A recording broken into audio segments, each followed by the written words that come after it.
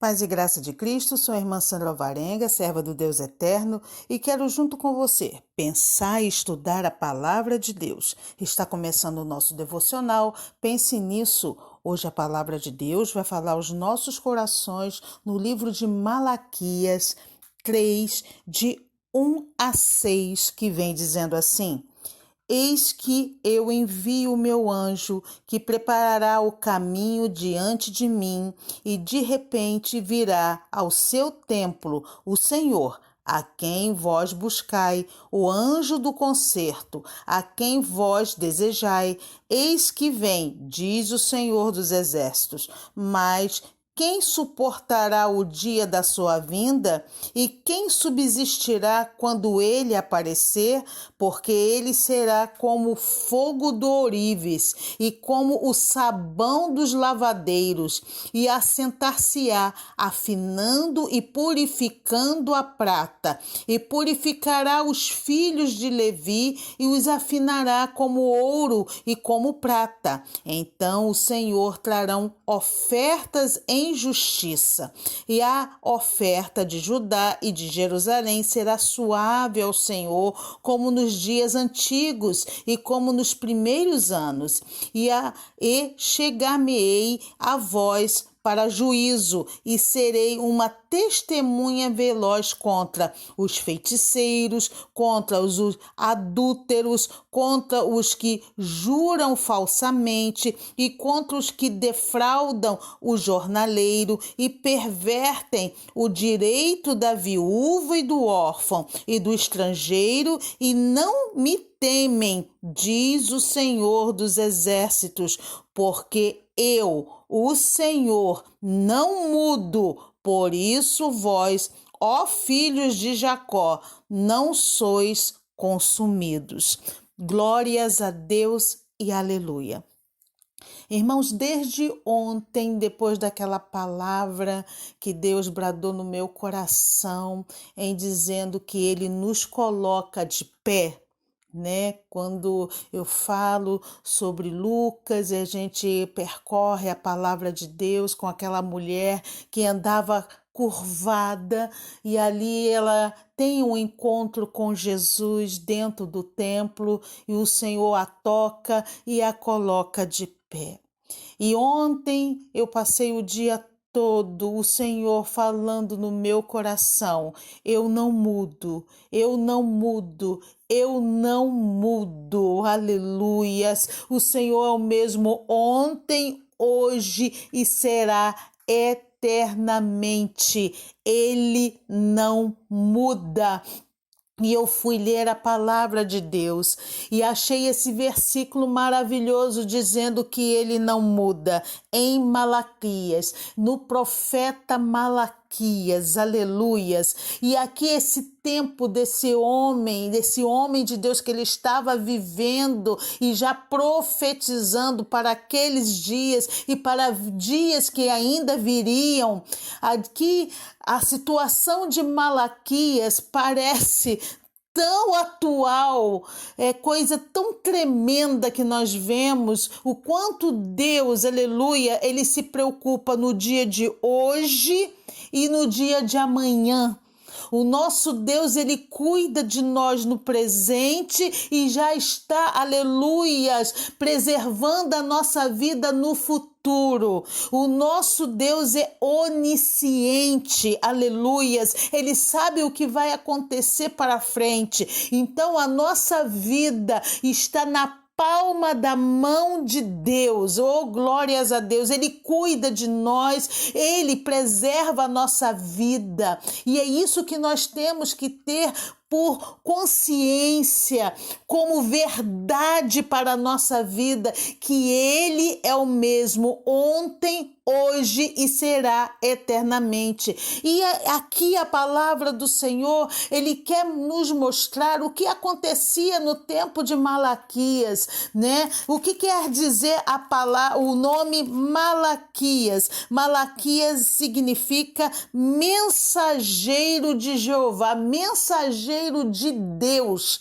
Este homem estava sendo levantado para alertar o povo de Deus naquela época, que mais uma vez, de muitas outras, mas mais uma vez, eles estavam se afastando de Deus. Eles estavam, esse povo escolhido, um povo amado, um povo que o Senhor cuidava e cuida, aleluias. Ele mais uma vez estava se afastando do Senhor.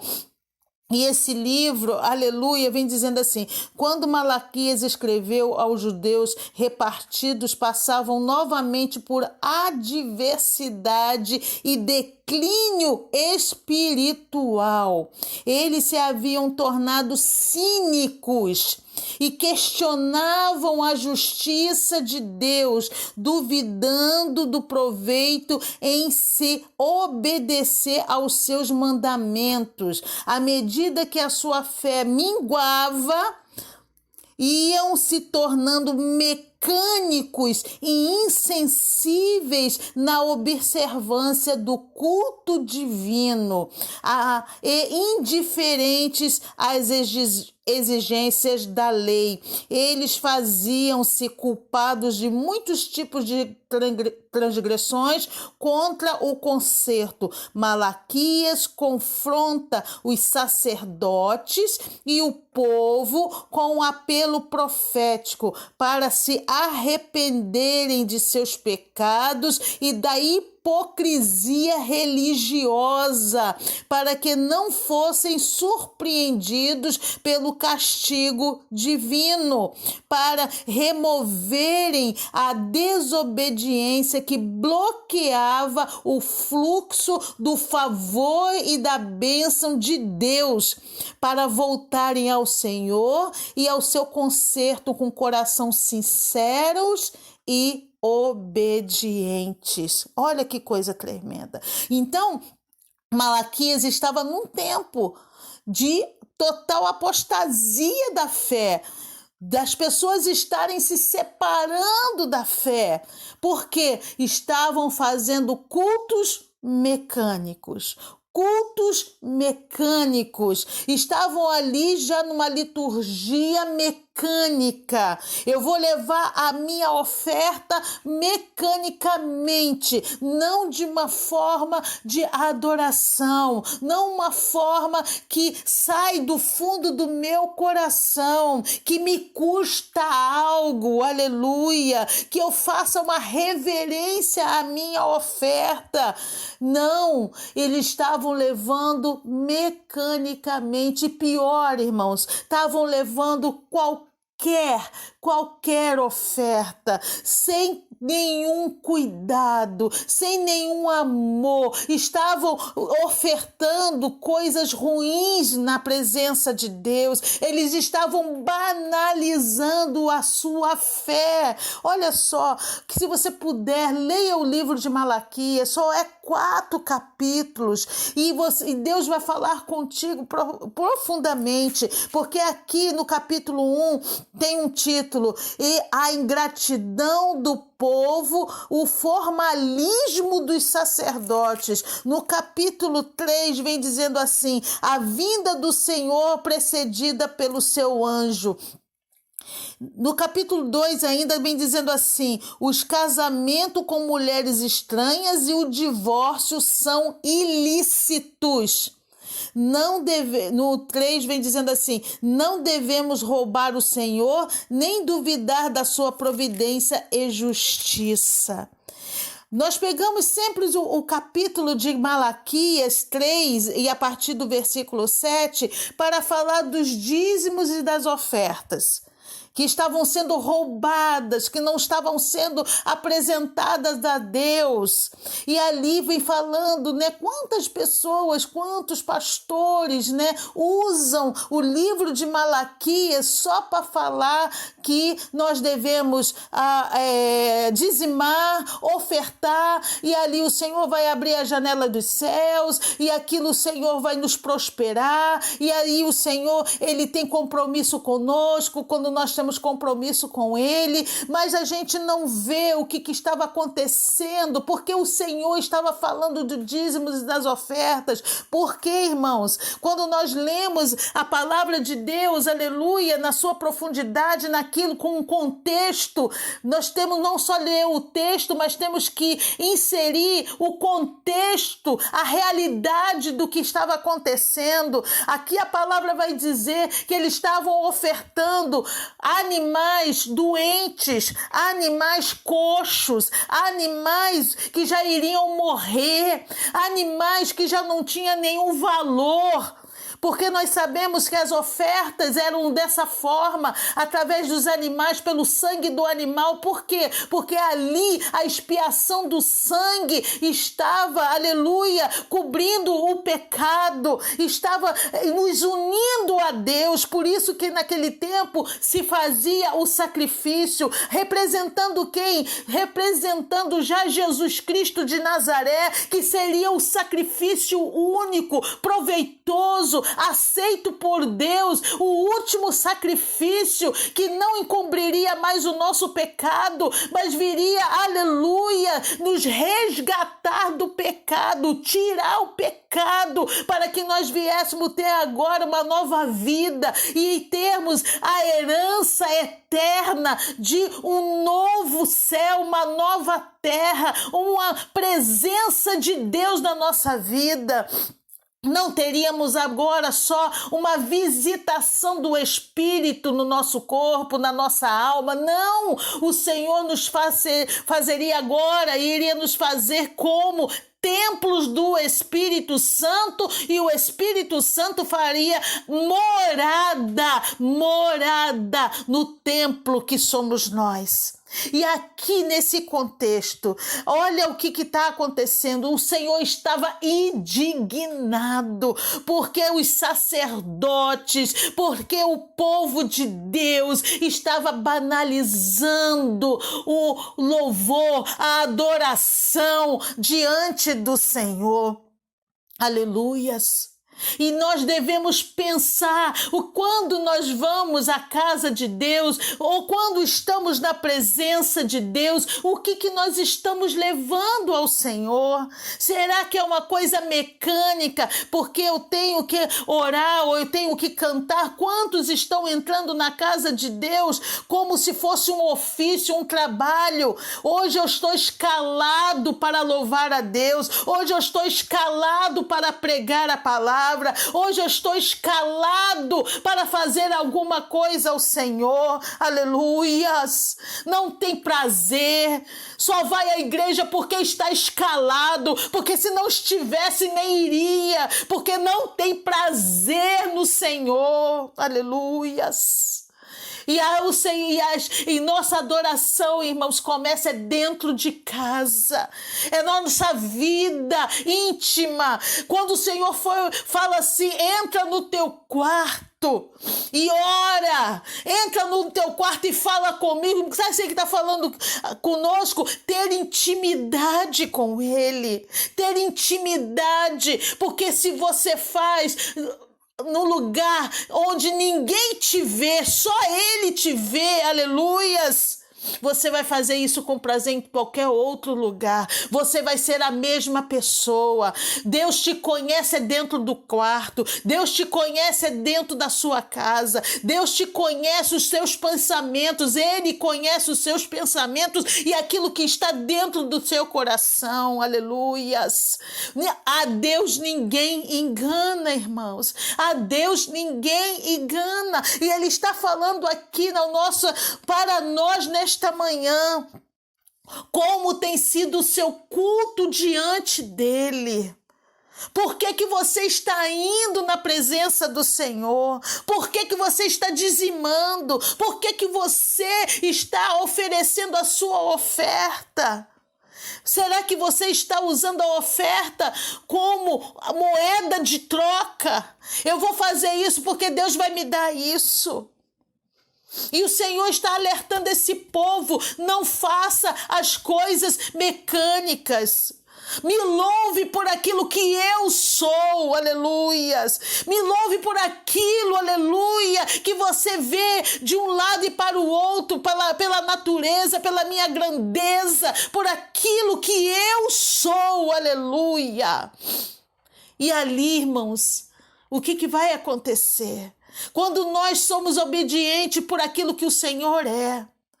Porque quando nós fazemos de todo o nosso coração, aleluias, o Senhor responde. Buscai primeiro de Deus, o reino de Deus e a sua justiça, e as demais coisas vos serão acrescentadas. Os sinais seguirão aos que creem, as bênçãos seguirão aqueles que creem, aleluia. Quando você crê, quando você se derrama na presença do grande eu sou, o Senhor, Ele opera maravilhas. Sabe por quê? Porque Ele não mudou. O mesmo Deus que abriu o mar vermelho, Ele está aqui nos ouvindo e querendo receber de nós o melhor da nossa vida. O melhor e não o resto. Deus não aceita resto, irmãos, aleluia. Deus quer o melhor de nós, o melhor da nossa juventude, o melhor da nossa palavra, o melhor da nossa oferta do nosso dia a dia. Quantas pessoas estão pensando que dízimos e ofertas só é dinheiro? Não é. É a sua vida nas mãos do Senhor. Quantas pessoas não têm nada,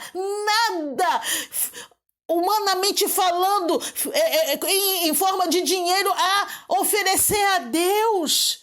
E nem por conta disso o Senhor vai deixar de abençoar. Sabe por quê? Porque você tem dizimado o seu tempo. Você tem dizimado, aleluia, coisas dentro de você, do seu amor, tem dado na presença de Deus. Quantas pessoas você tem visitado? Quantas pessoas você tem intercedido, chorado? Isso agrada o Senhor, aleluia.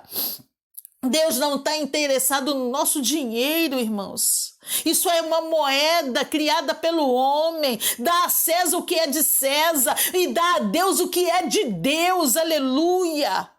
A igreja precisa da moeda para subsistir, porque no mundo tudo nós sabemos que tem que pagar, mas diante de Deus, aleluias, nós não devemos levar qualquer coisa. Porque o Senhor quer o nosso coração, quer a nossa razão, quer o nosso entendimento. E é isso que o Senhor está falando. E o Senhor falava ontem no meu coração: eu não mudo, aleluia. Eu sou o mesmo que abriu o mar vermelho. Eu sou aquele que ainda andava pela região da Galileia, fazendo milagres, ressuscitando mortos, aleluia. Eu sou o mesmo. Eu não mudo, aleluia. Quem muda somos nós, irmãos. Nós começamos até bem na fé, mas depois nós fraquejamos, nós olhamos, aleluia, para um lado e para o outro. Nós duvidamos do poder de Deus. Somos nós que mudamos. E Deus está querendo resgatar a essência da nossa fé. Porque Ele não muda.